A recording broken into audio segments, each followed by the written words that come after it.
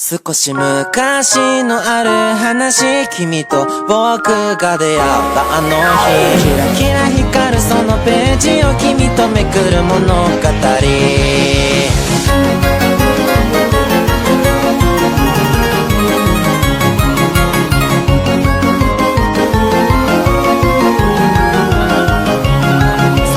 不思議なある国の話、いつも空には星が輝いて、月のライトが辺りを照らす、街は光で満ち溢れてる。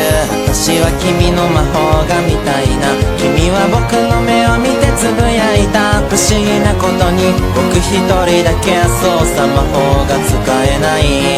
君は少しだけ微笑んで、汽笛が君に合図する。君の魔法が輝いて僕の心を静かに照らす。キラキラ光る星のような君の魔法は眠ってる。少し昔のある話、君と僕が出会ったあの日、キラキラ光るそのページを君とめくる物語。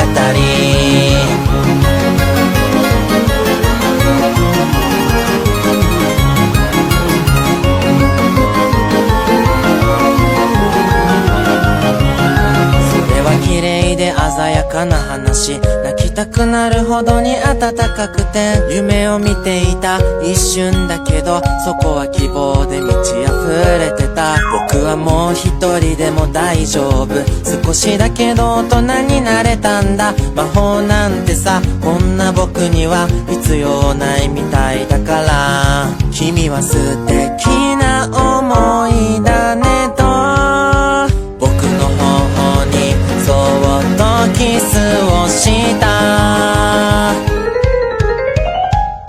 空に星が瞬いて、君はふわりとどこかへ消えた。キラキラ光る星のような君は魔法に会いに行く。